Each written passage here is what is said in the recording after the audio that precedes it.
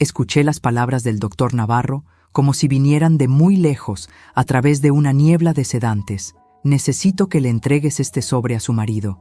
No dejes que ella lo vea. Es importante que Ricardo lo reciba directamente. ¿Entiendes? Mi cuerpo estaba inmóvil en la camilla de operaciones, con un ojo cubierto por vendajes después de la cirugía de cataratas, pero mi mente acababa de despertar con la claridad aterradora de quien escucha su propia sentencia de muerte. La enfermera respondió con voz baja. ¿Está seguro, doctor? ¿No debería la paciente saber? El doctor Navarro la interrumpió con tono cortante. Ella no necesita saber nada todavía. Su esposo manejará la situación. Ahora, asegúrate de que reciba el sobre antes de que ella salga de recuperación. Cada instinto en mi cuerpo gritaba que abriera los ojos, que exigiera saber qué contenía ese sobre, qué secreto estaban ocultándome sobre mi propia salud. Pero algo más profundo, más primitivo, me mantuvo inmóvil. Si abría los ojos ahora, si dejaba que supieran que había escuchado, perdería mi única ventaja. Ellos creían que yo estaba inconsciente. Me llamo Beatriz Saldaña. Tengo 64 años. He sido esposa durante 40 años, madre durante 38, y durante toda mi vida adulta he confiado en las personas que amo con una fe ciega y absoluta. Esa fe acababa de resquebrajarse en la mesa de operaciones de una forma que nunca podría haber imaginado. Mi esposo Ricardo, el hombre con quien había compartido 4 décadas de vida, estaba recibiendo información médica sobre mí en secreto. Y el doctor Navarro, Héctor Navarro, amigo de Ricardo desde la universidad, el médico que mi esposo había insistido que fuera mi cirujano, era cómplice de lo que fuera que estaba pasando. Mantuve la respiración lenta y regular. Mantuve mi rostro completamente relajado y escuché. Pero antes de continuar, quiero hacerte una invitación muy especial. Suscríbete al canal y deja tu like. Eso me ayuda a saber que me apoyas y disfrutas mis historias. Y comenta aquí abajo desde qué ciudad estás viendo. Ahora, continuemos. ¿Y los resultados están modificados como acordamos?, preguntó la enfermera con voz nerviosa. Hubo una pausa. Todo está en orden.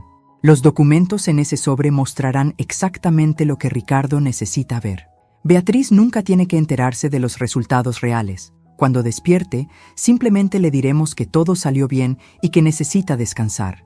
La confusión postoperatoria es normal a su edad. Nadie cuestionará nada. La enfermera suspiró. No me gusta esto, doctor. Se siente equivocado. La voz del doctor Navarro se endureció. Tu trabajo no es sentir. Tu trabajo es hacer lo que te digo. Ricardo y yo nos hacemos cargo de esto. Ahora ve y entrégale el sobre. Y recuerda, ni una palabra a Beatriz. Los pasos se alejaron. Me quedé sola con el doctor Navarro durante unos minutos mientras terminaba de limpiar el área quirúrgica. Sentí su presencia cerca de mí. Pobre Beatriz, lo escuché murmurar. Si supieras lo que viene, pero es mejor así. Ricardo sabe lo que es mejor para ti ahora. ¿Ricardo sabe lo que es mejor para mí? ¿Qué significaba eso? ¿Qué había en ese sobre que yo no podía ver? ¿Qué resultados habían sido modificados? Mi mente giraba con posibilidades, cada una más aterradora que la anterior. ¿Había algo gravemente mal con mi salud que estaban ocultándome? ¿O era algo peor? ¿Estaban falsificando resultados para hacerme parecer enferma cuando no lo estaba? ¿Pero por qué? ¿Qué ganaría Ricardo al tener documentos médicos falsos sobre mí? La respuesta llegó como un rayo helado. Control, poder. Si documentos médicos me declaraban mentalmente incompetente o gravemente enferma, Ricardo podría tomar decisiones por mí. Decisiones sobre mi dinero, sobre mis propiedades, sobre mi vida. No, me negué a creer eso. Ricardo me amaba. Llevábamos 40 años juntos. Habíamos criado a nuestro hijo Marcelo. Habíamos construido una vida. Pero entonces, ¿por qué mi esposo necesitaba recibir resultados médicos míos en secreto? ¿Por qué el doctor Navarro estaba modificando documentos? Finalmente, después de lo que pareció una eternidad, me movieron a la sala de recuperación. Mantuve los ojos cerrados, respiración lenta. La enfermera, no la misma que había hablado con el doctor. Navarro revisó mis signos vitales. Señora Saldaña, ¿puede oírme? Gemí suavemente, como si apenas estuviera consciente. Está bien, descanse. Su esposo está esperando afuera. Lo dejaremos pasar en unos minutos. Ricardo. Mi esposo estaba ahí afuera, esperando recibir el sobre que contenía. ¿Qué? ¿Mi sentencia? ¿Mi destino decidido sin mi conocimiento? Abrí ligeramente el ojo que no estaba vendado, apenas una rendija. A través de mis pestañas vi la sala de recuperación. 3 camas, 2 ocupadas por otros pacientes que dormían. La enfermera había salido. La puerta se abrió. Era Ricardo, mi esposo de 40 años, con su cabello gris perfectamente peinado, su traje caro, su rostro que yo había amado durante décadas, y detrás de él, discretamente, la enfermera del quirófano le entregaba un sobre manila. Ricardo lo tomó rápidamente y lo guardó dentro de su chaqueta. No me miró, no verificó cómo estaba, no preguntó por mi condición. Simplemente tomó el sobre y asintió. «Gracias», murmuró. «¿Y ella?». La enfermera respondió: «Está descansando. Estará confundida cuando despierte, como es normal. El doctor dijo que usted sabe qué hacer». Ricardo sonrió, una sonrisa que nunca le había visto, fría, satisfecha. «Sí», dijo, «sé exactamente qué hacer». Se acercó a mi cama. Fingí dormir profundamente. Sentí su mano tocar la mía, un gesto que debería haber sido tierno, pero que ahora me producía náusea. «Pobre Beatriz», susurró, haciéndose eco de las palabras del doctor Navarro. «Todo va a cambiar ahora, pero no te preocupes, yo me encargaré de todo». En ese momento, con el corazón rompiéndose en mi pecho, pero la mente funcionando con claridad cristalina, tomé una decisión. Iba a descubrir qué contenía ese sobre. Iba a descubrir qué estaban planeando. Y cuando lo hiciera, Ricardo y el doctor Navarro aprenderían que subestimaron gravemente a la pobre Beatriz, porque la mujer en esa camilla no era la víctima indefensa que ellos creían. Era una mujer que acababa de despertar a una verdad horrible. Y las mujeres despiertas son peligrosas. Para entender cómo llegué a ese momento, fingiendo inconsciencia en una camilla de hospital mientras mi esposo conspiraba con mi médico, necesito regresar 40 años atrás, al día en que conocí a Ricardo Saldaña en una exposición de arte en Sao Paulo, cuando yo tenía 24 años y él 28. Yo era maestra de literatura en una escuela secundaria. Él era arquitecto junior en una firma prestigiosa. Compartimos una conversación de 2 horas frente a un cuadro de Portinari. Me enamoré de su inteligencia, de cómo hablaba apasionadamente sobre diseño y belleza. Me enamoré de cómo me miraba como si fuera lo más fascinante en la sala. Nos casamos 1 año después. Fue una boda pequeña pero elegante, pagada con los ahorros de ambos. No teníamos mucho dinero entonces, pero teníamos sueños. Ricardo iba a convertirse en arquitecto reconocido. Yo escribiría libros además de enseñar. Construiríamos una familia hermosa. Y durante años parecía que esos sueños se estaban haciendo realidad. Marcelo nació 2 años después de nuestra boda. Un bebé hermoso con los ojos de Ricardo y mi sonrisa, según decían todos. Yo dejé la enseñanza para criarlo durante sus primeros años. Ricardo ascendió en su firma. La vida era buena, modesta, pero buena. Vivíamos en un departamento pequeño, ahorrábamos cuidadosamente, planeábamos nuestro futuro.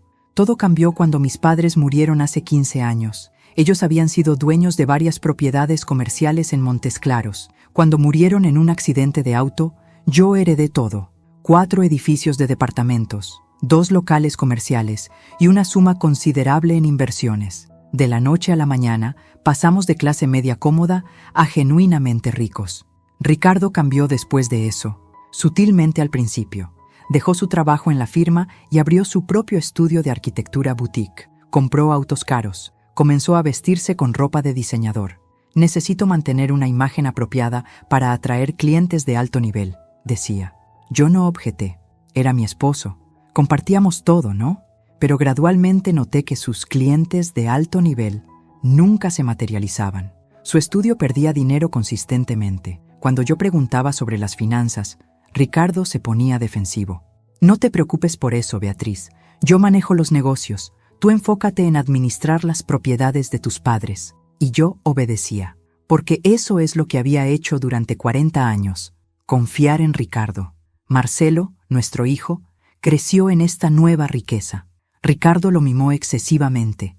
Le compró todo lo que quería. Le pagó las mejores escuelas, viajes al extranjero, un auto deportivo cuando cumplió 18. Yo intenté establecer límites. Ricardo, lo estamos malcriando. Necesita aprender el valor del trabajo. Pero mi esposo me descartaba. Tenemos los medios. ¿Por qué negar a nuestro hijo las oportunidades que nosotros no tuvimos? Marcelo estudió administración de empresas, pero nunca terminó. Cambió de carrera 3 veces. Cada vez, Ricardo le daba más dinero para encontrarse a sí mismo. Ahora, a sus 38 años, Marcelo trabajaba esporádicamente, vivía de una generosa mesada que Ricardo le daba de nuestras cuentas y me visitaba solo cuando necesitaba algo. Los últimos 5 años habían sido los más solitarios de mi vida. Ricardo y yo vivíamos como extraños en la misma casa. Él pasaba más tiempo en el estudio que en casa. Cuando estaba en casa, estaba en su oficina con la puerta cerrada. Nuestras conversaciones se reducían a trivialidades. Ya no cenábamos juntos, ya no viajábamos juntos, ya no éramos pareja. Éramos cohabitantes. Intenté hablar sobre esto varias veces. Ricardo, siento que nos estamos alejando. ¿Podemos ir a terapia de pareja? Él me miraba con algo parecido al fastidio. Beatriz, no seas dramática, estamos bien.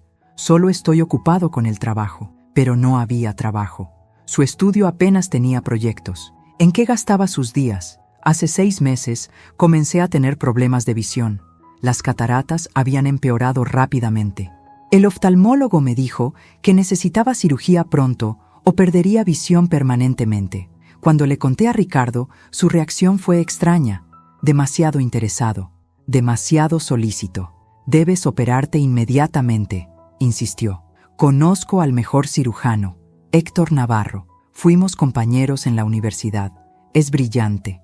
Llamaré y programaré todo. Yo había querido buscar mis propias opciones médicas, pero Ricardo insistió tanto que cedí. Héctor te cuidará perfectamente. Confía en mí. Y yo confié, como siempre había confiado. Ahora, en retrospectiva, veía las señales que había ignorado, las conversaciones susurradas que se detenían cuando yo entraba a la habitación, las visitas frecuentes del doctor Navarro a nuestra casa para ponerse al día con su viejo amigo.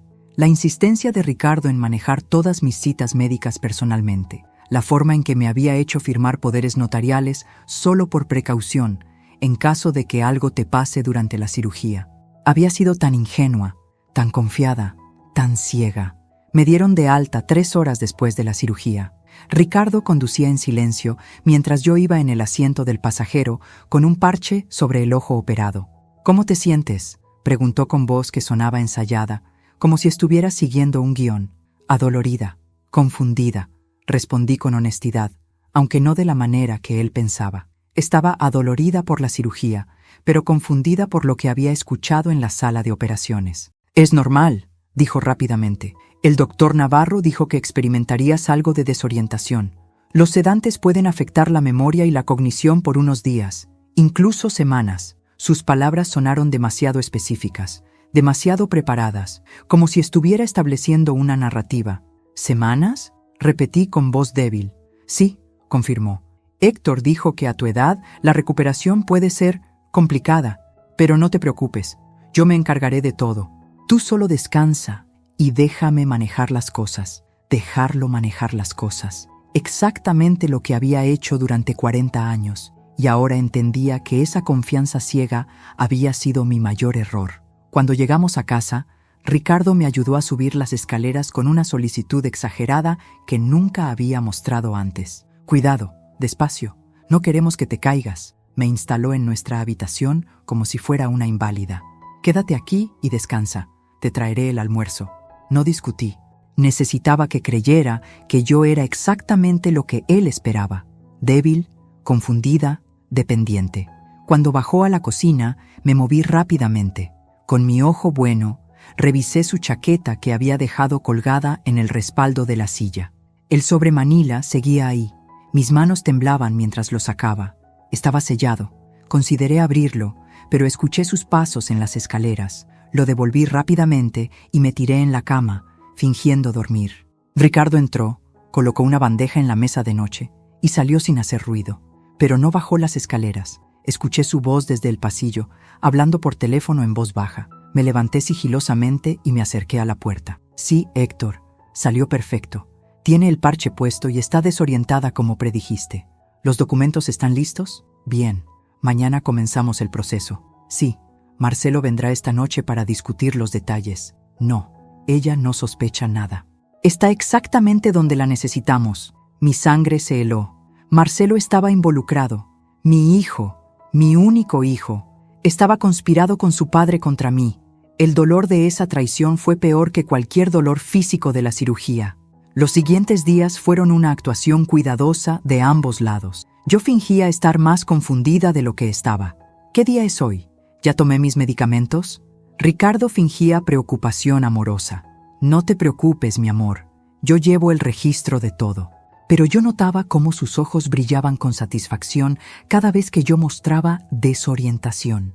El doctor Navarro vino a la casa 3 veces esa primera semana, supuestamente para revisiones postoperatorias. Pero yo notaba que sus visitas duraban horas y siempre incluían reuniones privadas con Ricardo en el estudio, con la puerta cerrada, conversaciones en voz baja que no podía escuchar completamente, pero cuyo tono era conspirador.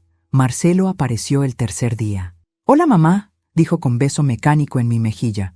«¿Cómo te sientes?» No me preguntó por preocupación genuina. Preguntaba para evaluar mi estado. «Confundida», respondí, jugando mi papel. No recuerdo bien las cosas. Vi cómo intercambiaba una mirada significativa con Ricardo. «Es normal, mamá. Solo necesitas descansar». Esa noche, desde mi habitación con la puerta entreabierta, los escuché en el estudio de Ricardo. «¿Estás seguro de que esto va a funcionar, papá?» La voz de Marcelo sonaba nerviosa. «Completamente», respondió Ricardo con confianza. «Héctor ha documentado deterioro cognitivo progresivo, confusión postoperatoria que no mejora, pérdida de memoria. Con estos documentos médicos podemos obtener una declaración de incapacidad legal, y una vez que tengamos eso, las propiedades pasan a tu control», completó Marcelo. «Y mis deudas se resuelven». «Nuestras deudas», corrigió Ricardo. «Ambos estamos hasta el cuello».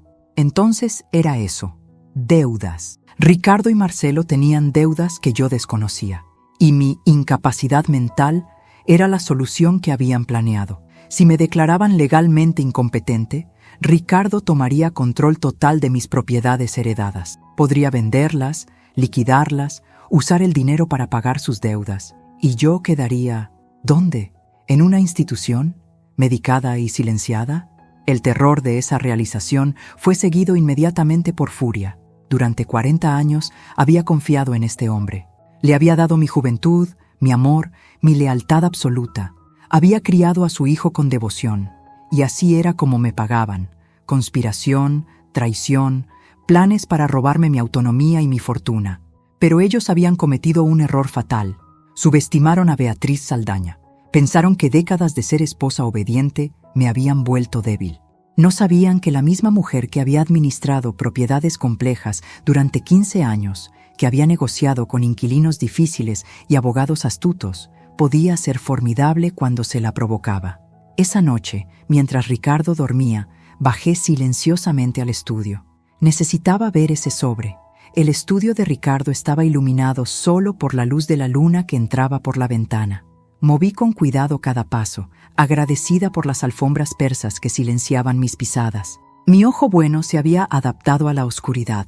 El ojo operado, todavía cubierto por el parche, palpitaba dolorosamente, pero ignoré la molestia. Tenía una misión. El sobre manila estaba en el segundo cajón del escritorio de Ricardo, escondido bajo una carpeta de facturas. ¡Qué apropiado! Mi supuesta incapacidad mental archivada junto con cuentas sin pagar. Lo saqué con manos temblorosas y lo llevé al baño del pasillo, el único lugar donde podría encender una luz sin que se viera desde la habitación principal. Cerré la puerta con seguro y me senté en el borde de la bañera. El sobre contenía aproximadamente 20 páginas. Las saqué con cuidado, con el corazón latiendo tan fuerte que podía escucharlo en mis oídos. La primera página era membretada del consultorio del doctor Héctor Navarro, oftalmólogo. Pero no contenía resultados de mi cirugía de cataratas. Era un informe neurológico.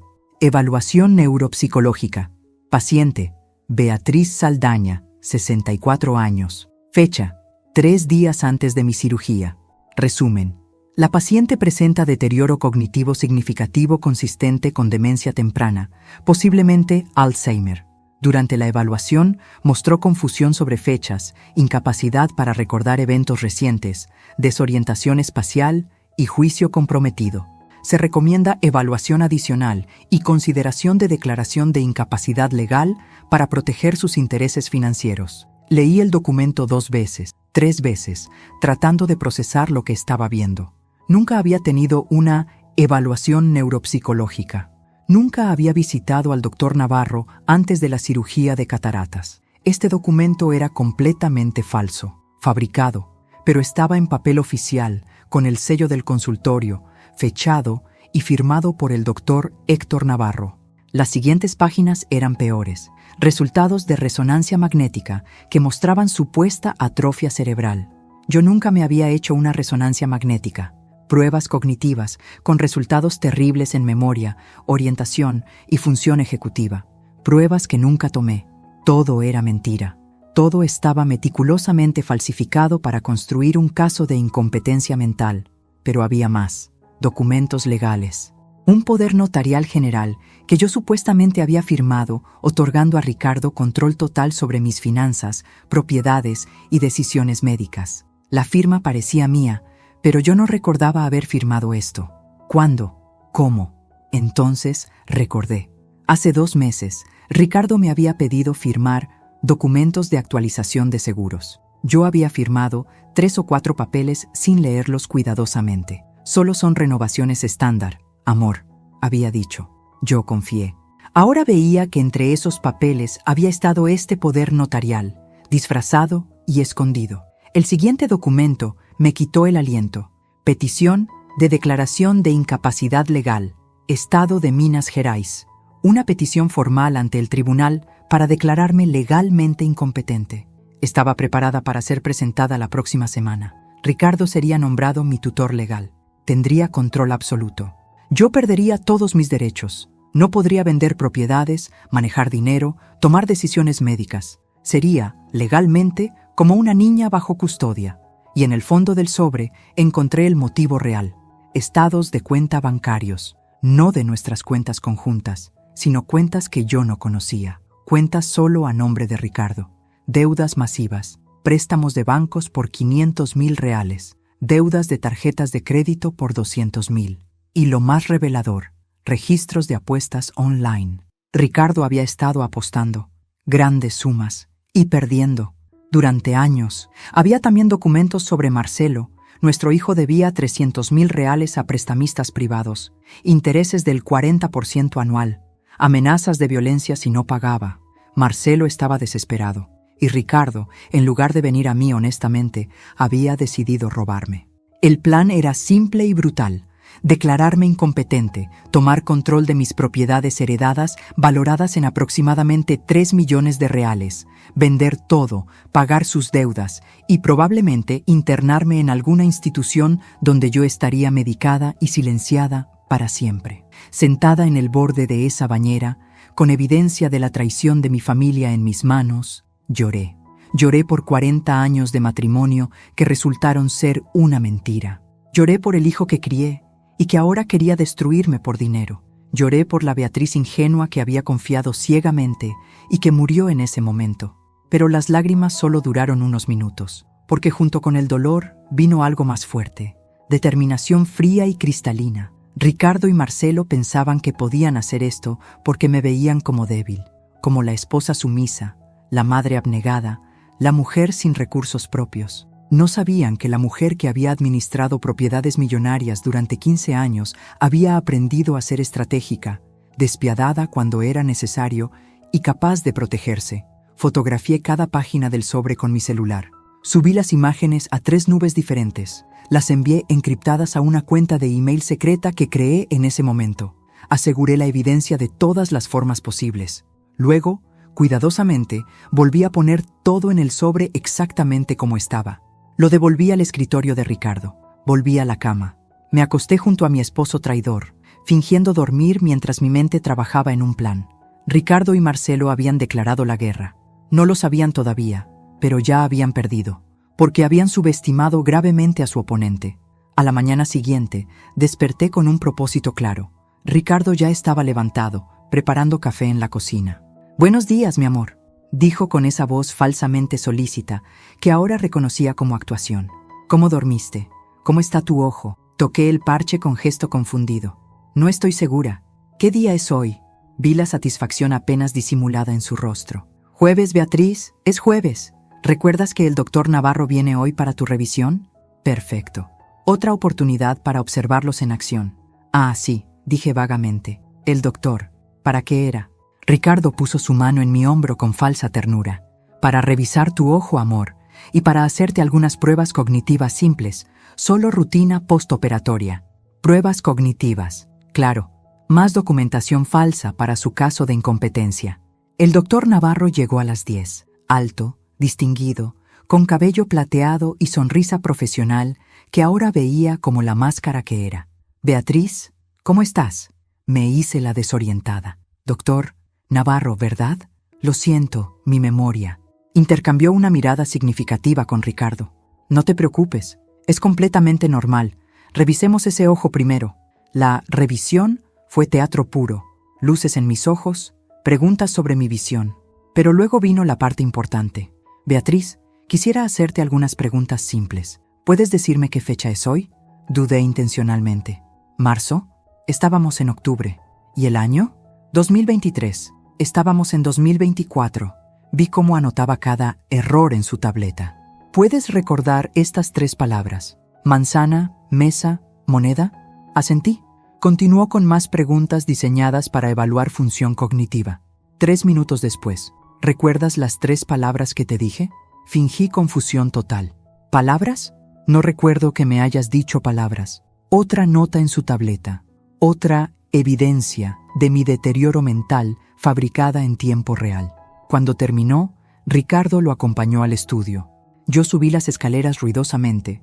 Luego bajé en silencio y me posicioné cerca de la puerta del estudio. Está peor de lo que pensábamos, decía el doctor Navarro. El deterioro está acelerándose. Con esta documentación adicional, no habrá problema para la declaración de incapacidad. Ningún juez cuestionará un caso tan claro. ¿Y el timing?, preguntó Ricardo. Marcelo necesita el dinero urgentemente. Los prestamistas están amenazando con ir a su casa. El doctor Navarro respondió: podemos presentar la petición el lunes. Con suerte, tendremos la orden judicial en 2 semanas. Luego puedes comenzar a liquidar las propiedades. Y ella, la voz de Ricardo vaciló ligeramente. ¿Qué hacemos con Beatriz cuando tengamos el control? Hubo una pausa. Conozco una institución privada excelente, muy discreta, cara, pero considerando lo que vas a obtener, bien vale la pena. La mantendrán cómoda, medicada, sin problemas. Podrás visitarla ocasionalmente para mantener las apariencias. Medicada, institucionalizada, visitada ocasionalmente para mantener apariencias. Ese era mi futuro según el plan de mi esposo y mi médico. Antes de continuar, dime aquí en los comentarios qué te está pareciendo esta historia hasta ahora y qué harías tú en el lugar de ellos. No salgas del video, porque lo que viene a continuación te va a poner la piel de gallina. Esa tarde, mientras Ricardo estaba en el estudio, probablemente apostando online más dinero que no tenía, hice una llamada a doctora Fernanda Carvalho, abogada especializada en derecho de familia y fraude que había manejado algunos asuntos de mis propiedades años atrás. Alguien en quien confiaba, alguien que no conocía a Ricardo. Doctora Carvalho, habla Beatriz Saldaña. Necesito reunirme con usted urgentemente y necesito que sea completamente confidencial. Escuché la preocupación en su voz. ¿Está usted bien, Beatriz? No, respondí honestamente, pero voy a estarlo. ¿Puede recibirme mañana? Por supuesto, 10 de la mañana en mi oficina. Perfecto. Y doctora Carvalho, nadie puede saber de esta reunión, especialmente mi esposo. Esa noche, Marcelo vino a cenar. Mi hijo, mi traidor hijo. Lo observé con ojos nuevos mientras comía el asado que yo había preparado. 28 años limpiando sus rodillas raspadas, ayudándolo con su tarea, consolándolo cuando lloraba. Y ahora estaba aquí, sonriéndome, preguntando: ¿cómo te sientes, mamá? Mientras planeaba mi destrucción por dinero. Confundida, respondí jugando mi papel. No recuerdo bien las cosas últimamente. Vi el alivio en su rostro. Es normal, mamá. El doctor Navarro dice que es parte de la recuperación. Mentiroso. Todos eran mentirosos. Después de la cena, Ricardo y Marcelo se encerraron en el estudio otra vez. Yo subí ruidosamente a la habitación. Luego bajé y escuché. ¿Cuánto más tenemos que esperar? La voz de Marcelo sonaba desesperada. Los prestamistas me dieron hasta fin de mes. Si no pago, van a... Cálmate, interrumpió Ricardo. El lunes presentamos los documentos. En 2 semanas tendremos control total. Puedo darte un adelanto de mis cuentas para que los calmes temporalmente. ¿De qué cuentas, papá? ¿Estás tan enterrado como yo? Ricardo bajó la voz. Tengo otras opciones, maneras de obtener efectivo rápido. Hubo un silencio. No estarás pensando en... Beatriz tiene joyas. Su madre le dejó piezas valiosas. Puedo vender algunas discretamente. Ella ni siquiera se dará cuenta en su estado. Planeaban robar mis joyas, las joyas de mi madre. Cada revelación era una puñalada más profunda, pero también combustible para mi determinación. Al día siguiente saldría de esta casa, iría a ver a doctora Carvalho y comenzaría mi contraataque. La mañana siguiente, le dije a Ricardo que necesitaba ir a comprar medicamentos para el ojo. ¿Quieres que te acompañe?, ofreció con falsa preocupación. No, estaré bien. Solo voy a la farmacia de la esquina. Me miró dudoso. ¿Estás segura de que puedes manejar sola? Con tu confusión, es solo una cuadra. Insistí con tono vago. Necesito aire fresco. Finalmente asintió. Bien, pero regresa pronto. No quiero que te pierdas. No fui a la farmacia. Tomé un taxi directo a la oficina de doctora Fernanda Carvalho en el centro de Montes Claros. Su oficina estaba en el 10º piso de un edificio corporativo. Ella me recibió personalmente, con expresión preocupada al ver mi parche en el ojo. Beatriz, ¿qué sucede? Cerré la puerta detrás de mí. Mi esposo y mi hijo están tratando de declararme legalmente incompetente para robar mi herencia. Y tengo pruebas de todo. Durante la siguiente hora, le mostré todo. Las fotografías de los documentos médicos falsos, las grabaciones de audio que había hecho discretamente de las conversaciones entre Ricardo y el doctor Navarro, los estados de cuenta mostrando las deudas masivas, la petición de incapacidad preparada para presentar al tribunal. La doctora Carvalho revisó cada documento con creciente horror. Esto es fraude médico a nivel criminal, dijo finalmente. El doctor Navarro podría perder su licencia y enfrentar prisión. Y Ricardo, Beatriz, esto es abuso de persona mayor, fraude, falsificación de documentos. Las consecuencias legales son severas. Respiré profundo. ¿Puedo detenerlos? Ella asintió firmemente. Absolutamente. Y no solo detenerlos. Podemos contraatacar de manera que nunca pensaron posible. La doctora Carvalho trazó un plan. Primero, necesitábamos una evaluación neuropsicológica real de un médico independiente para demostrar que yo estaba completamente competente. Conozco a la doctora Silva, neuropsicóloga de prestigio intachable. Puedo conseguir una cita urgente para hoy mismo. Segundo, necesitábamos asegurar mis activos inmediatamente. Vamos a congelar todas las cuentas conjuntas, revocar todos los poderes notariales que firmaste y transferir tus propiedades a un fideicomiso irrevocable donde solo tú tengas control. Tercero, y más importante, necesitábamos evidencia adicional. Las grabaciones que tienes son buenas, pero necesitamos más. Necesitamos que ellos se incriminen de manera indiscutible. Me explicó su plan. Yo continuaría fingiendo deterioro mental por unos días más, permitiendo que Ricardo y el doctor Navarro continuaran construyendo su caso falso. Pero esta vez, yo estaría documentando cada paso con equipo de grabación profesional que ella me proporcionaría. ¿Y mi hijo?, pregunté con voz quebrada. Marcelo está involucrado. ¿También enfrentará consecuencias? La doctora Carvalho me miró con compasión. Eso depende de qué tan profundamente esté involucrado. Si solo es cómplice pasivo versus conspirador activo. Y depende de ti, Beatriz. Eres tú quien decide hasta dónde quieres llevar esto. Salí de su oficina 2 horas después con un plan claro.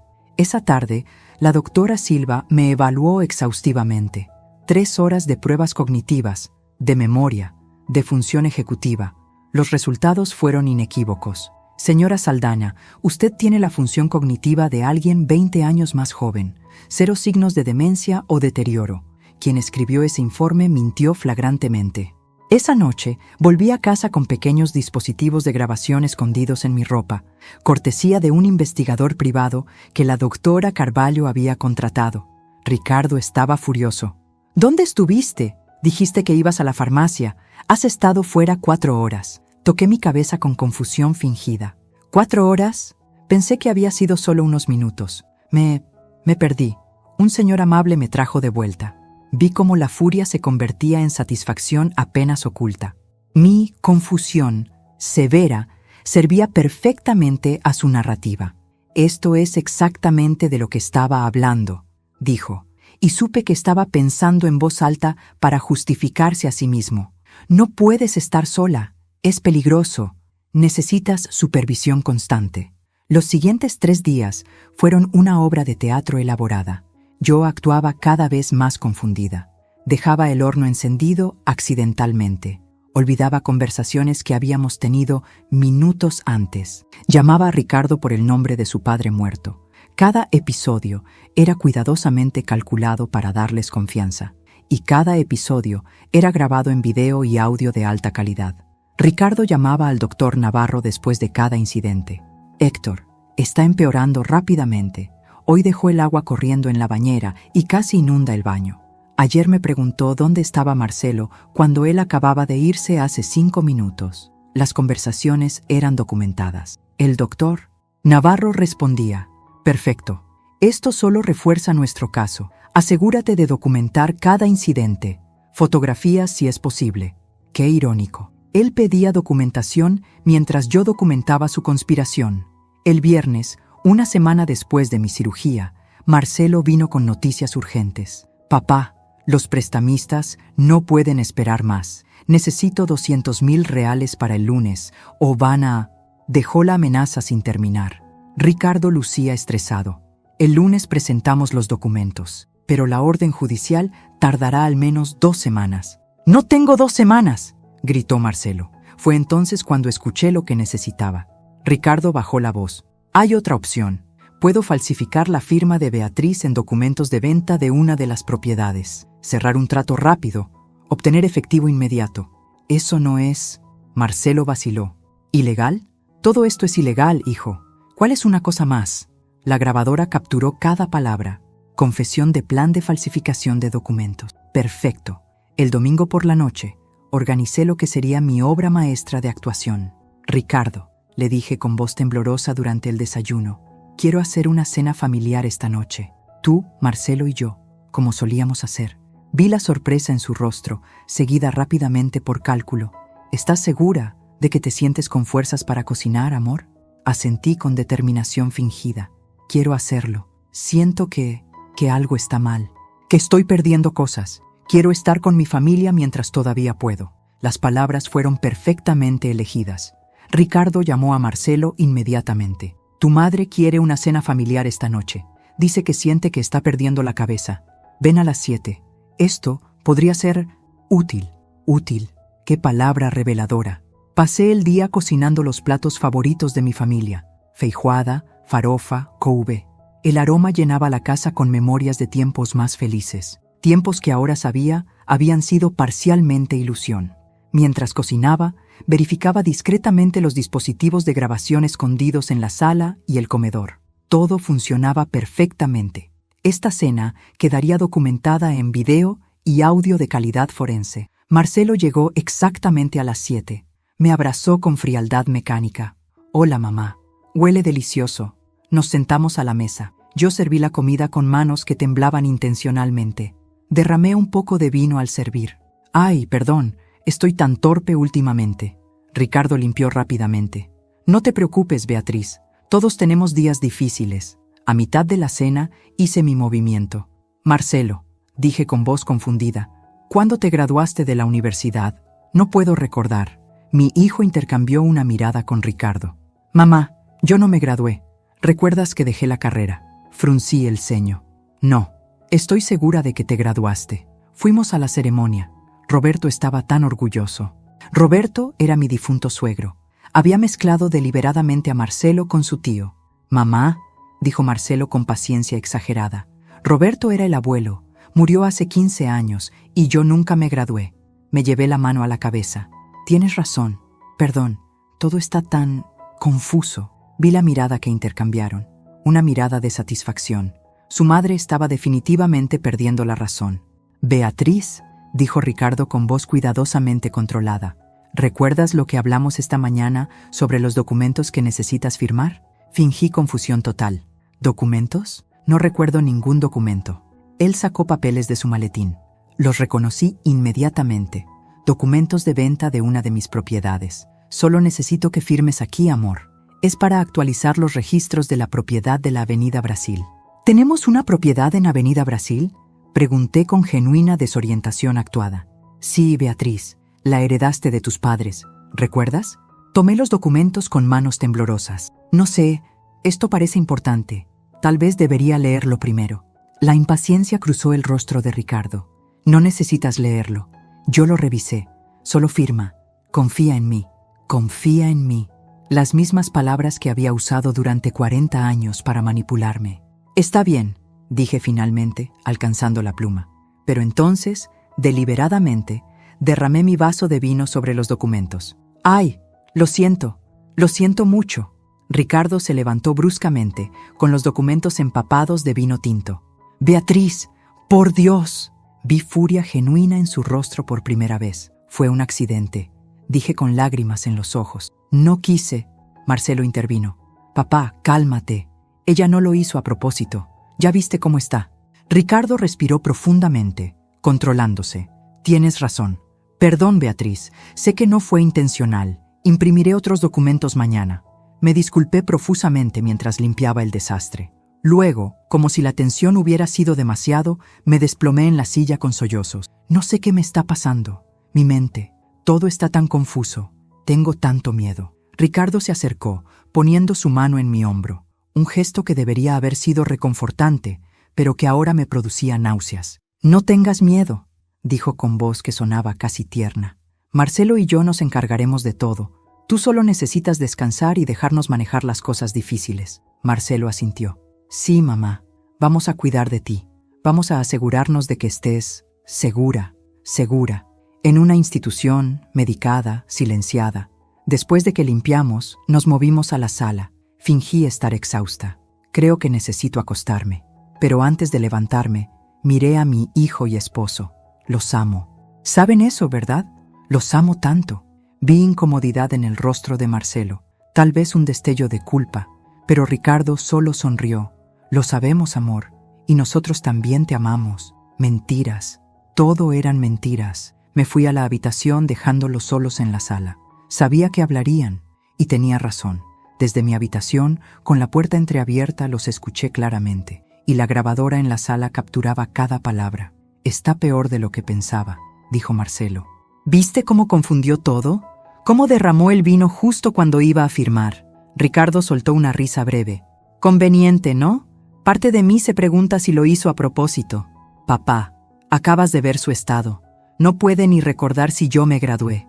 No hay manera de que esté fingiendo. Tienes razón, admitió Ricardo. Héctor presenta los documentos mañana temprano. Para miércoles deberíamos tener la orden judicial. Luego podemos comenzar a liquidar todo. Hubo una pausa. ¿Y después? Después de que tengamos el dinero, ¿qué hacemos con ella? La pregunta quedó suspendida en el aire. Finalmente, Ricardo respondió.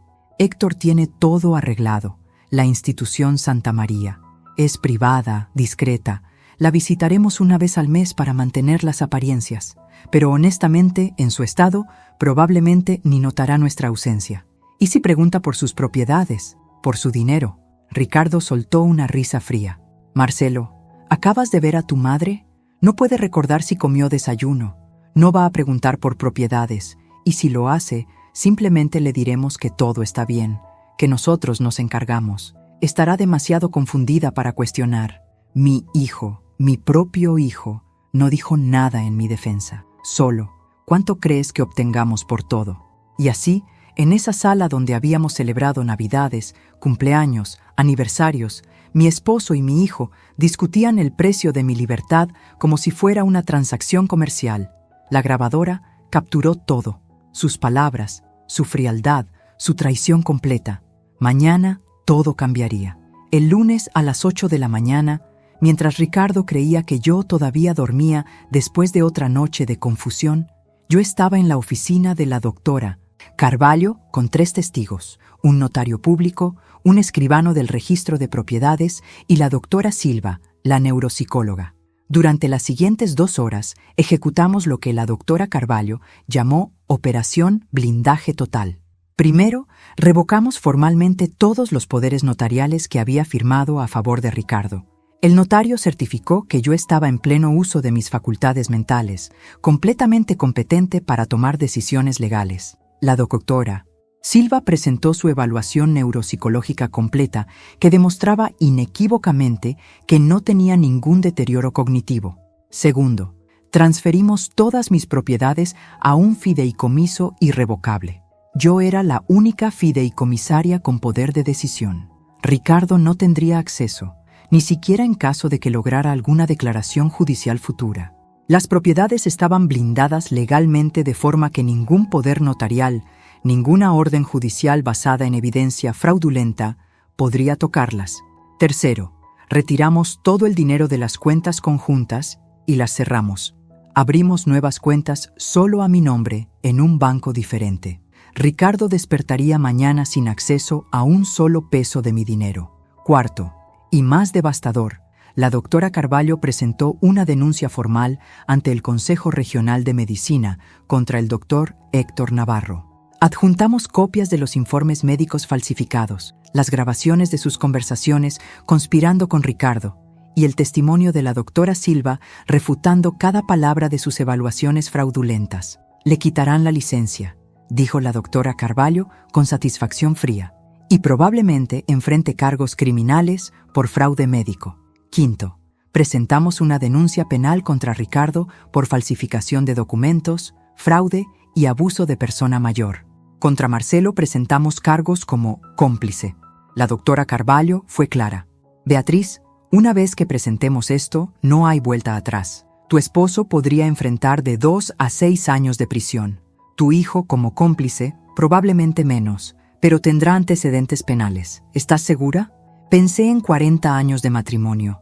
Pensé en el bebé que había mecido en mis brazos. Pero luego pensé en sus voces frías, discutiendo cómo internarme en una institución, cómo liquidar mis propiedades, cómo yo ni notaría su ausencia. Pensé en cómo habían estado dispuestos a robarme no solo mi dinero, sino mi libertad, mi autonomía, mi dignidad. Estoy segura, dije con voz firme. Presente todos los cargos. La doctora Carvalho asintió y presionó enviar en su computadora. Los documentos fueron transmitidos electrónicamente a la fiscalía. Ya no había vuelta atrás. Finalmente, el sexto paso. Iniciamos el proceso de divorcio.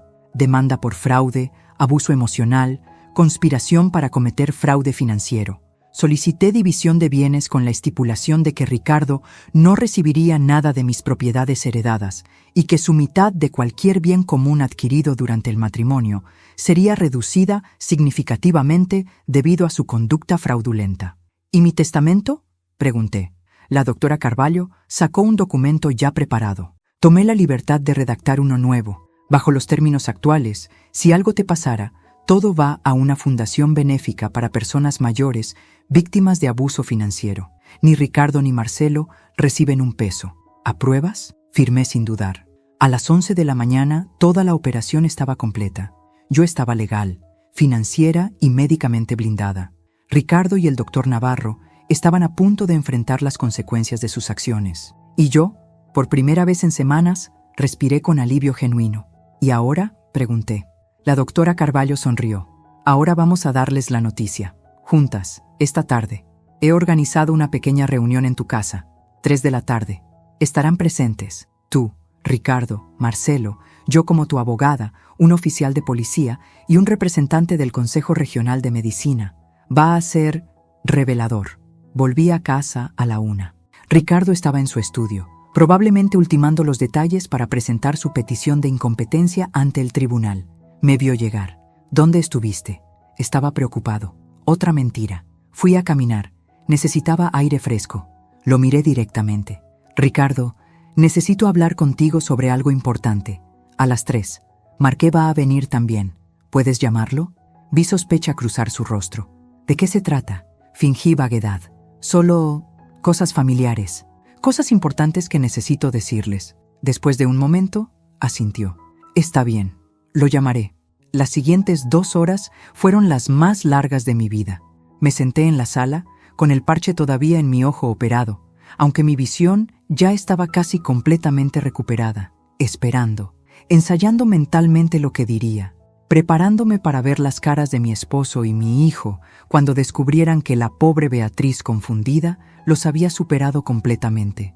A las 3 en punto, todos estaban presentes, Ricardo y Marcelo en el sofá, luciendo incómodos por la presencia de extraños, la doctora Carvalho en un sillón con su maletín de documentos, el oficial Méndez de la Policía Civil en uniforme y el doctor Torres, representante del Consejo Regional de Medicina. Yo me senté frente a todos con una calma que sorprendió incluso a mí misma. Gracias a todos por venir, comencé. Mi voz no temblaba, no mostraba confusión. Era clara, firme, completamente competente. Vi a Ricardo fruncir el ceño, confundido por el cambio. Ricardo, Marcelo, hay algunas cosas que necesito decirles, y algunas cosas que ustedes necesitan escuchar. Beatriz, ¿qué es todo esto?, preguntó Ricardo con irritación creciente. ¿Quiénes son estas personas? Me quité el parche del ojo, parpadeé con ambos ojos, demostrando visión perfecta. Mi ojo está completamente curado. Ha estado curado desde hace días. Pero ustedes no lo sabían porque he estado fingiendo. El silencio fue absoluto. Ricardo palideció. Marcelo me miraba con incomprensión. ¿Fingiendo?, repitió Ricardo. ¿De qué estás hablando?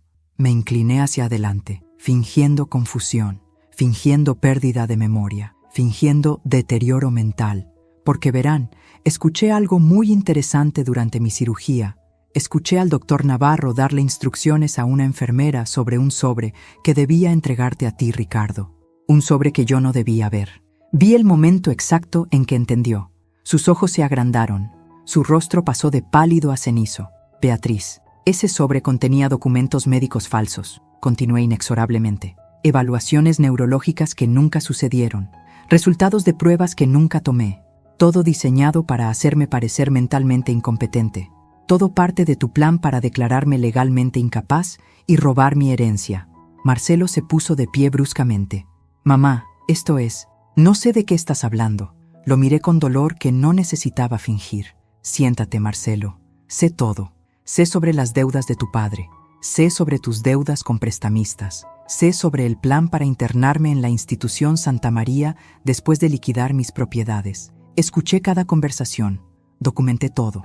La doctora Carvalho intervino con voz profesional y fría. Señor Saldaña, señor Marcelo Saldaña, soy la doctora Fernanda Carvalho, abogada de la señora Beatriz. Durante la última semana, mi cliente ha documentado exhaustivamente su conspiración para cometer fraude médico, falsificación de documentos y abuso financiero de persona mayor. Tenemos grabaciones de audio y video de ustedes discutiendo estos planes. Tenemos copias de los documentos falsos. Tenemos evidencia de las deudas que los motivaron. El doctor Torres del Consejo Médico habló. También tenemos evidencia contra el doctor Héctor Navarro. Está siendo suspendido de la práctica médica efectivo inmediatamente mientras investigamos cargos de fraude médico y falsificación de documentos médicos. Enfrentará un proceso disciplinario completo que probablemente resultará en la revocación permanente de su licencia. Ricardo encontró su voz. Esto es absurdo. Beatriz, has estado claramente confundida. Malinterpretaste conversaciones. Héctor solo estaba tratando de ayudarte. Su tono era condescendiente, como si todavía pudiera manipularme. Saqué mi teléfono. ¿Malinterpreté esto? Presioné play. La voz de Ricardo llenó la sala. Puedo falsificar la firma de Beatriz en documentos de venta de una de las propiedades. Cerrar un trato rápido, obtener efectivo inmediato. La voz de Marcelo. ¿Eso no es ilegal? Ricardo. Todo esto es ilegal, hijo.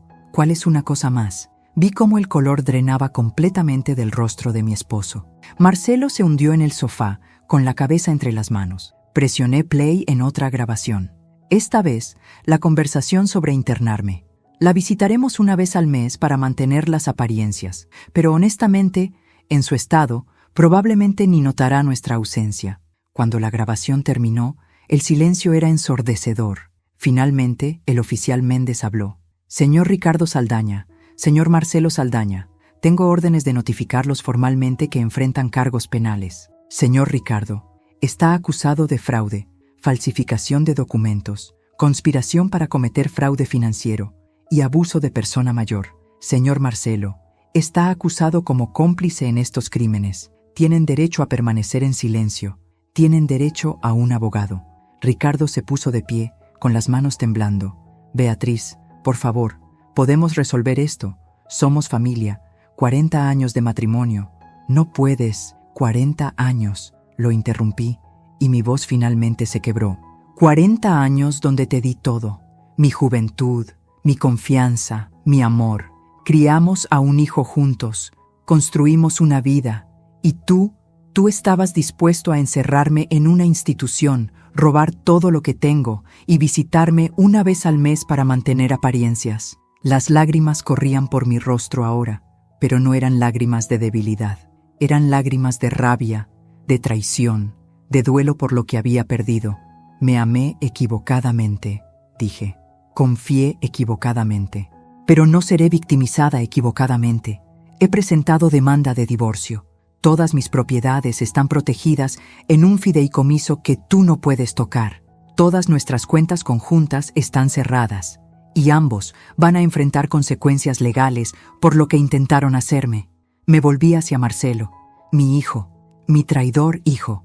Tú especialmente me decepcionaste. Tu padre al menos tiene la excusa de las deudas de juego, de la codicia adulta. Pero tú, te crié mejor que esto. Te enseñé valores. Y elegiste el dinero sobre tu propia madre. Marcelo sollozaba abiertamente ahora. Mamá, lo siento. Estaba desesperado. Los prestamistas iban a... No, lo corté. No me des excusas. Tuviste opciones. Pudiste venir a mí honestamente. Pudiste pedir ayuda. En cambio, conspiraste para destruirme. La doctora Carvalho se levantó. Señores, sus abogados pueden contactarme para discutir los procedimientos legales. El divorcio procederá. Los cargos criminales procederán. La señora Beatriz ha dejado muy claro que no está interesada en negociaciones o acuerdos. Se volvió hacia mí. ¿Hay algo más que quieras decirles? Miré a Ricardo, 40 años de mi vida. Miré a Marcelo, el bebé que había parido, y sentí vacío, no odio, solo vacío. Quiero que salgan de mi casa, dije finalmente, ahora, y no regresen. Esta casa, que está a mi nombre, ya no es su hogar. Ricardo, tienes una semana para recoger tus pertenencias personales. Marcelo, no eres bienvenido aquí nunca más a menos que vengas con una disculpa genuina y un cambio genuino de corazón. Ahora salgan. Ricardo intentó un último movimiento. Beatriz, esta es también mi casa. No puedes echarme. La doctora Carvalho sonrió fríamente. Señor Saldaña, esta casa fue comprada con dinero de la herencia de la señora Beatriz. Está completamente a su nombre. Usted no tiene derechos de propiedad. Y dado que hay una orden de restricción pendiente debido a los cargos de abuso, le sugiero que obedezca ahora antes de que el oficial Méndez tenga que escoltarlo afuera. Y así, rodeado de ruinas de sus propios planes, mi esposo de 40 años salió de mi casa. Mi hijo lo siguió, sin mirar atrás. Los vi irse y sentí que un capítulo de mi vida se cerraba. Un capítulo doloroso, pero necesario. Cuando todos se fueron, me quedé sola en mi sala, mi casa, silenciosa pero mía, libre pero sola. Había ganado, pero el precio de la victoria era la destrucción completa de mi familia. Querido amigo, querida amiga, gracias por acompañar a Beatriz hasta el final de esta historia. Sé que fue intensa, dolorosa, pero también una historia sobre dignidad, valentía y la fuerza de una mujer que se negó a ser víctima. Si esta historia te conmovió, si te hizo reflexionar sobre la confianza, la familia y los límites necesarios, presiona el botón de suscripción. Tu apoyo significa todo para mí. Déjame un me gusta si Beatriz te inspiró con su inteligencia y determinación. Y cuéntame en los comentarios, ¿qué te pareció? ¿Hizo Beatriz lo correcto al presentar cargos contra su familia? ¿Qué hubieras hecho tú? ¿Y desde qué ciudad me estás escuchando? Cada comentario es valioso. Somos una comunidad que aprende juntas sobre la vida, las relaciones y el respeto que todos merecemos. Recuerda, esta es una historia completamente ficticia, creada exclusivamente para entretenimiento y reflexión. Los personajes y situaciones son producto de la imaginación, diseñados para hacernos pensar sobre familia, traición y dignidad. Gracias por estar aquí. Nos vemos en la próxima historia.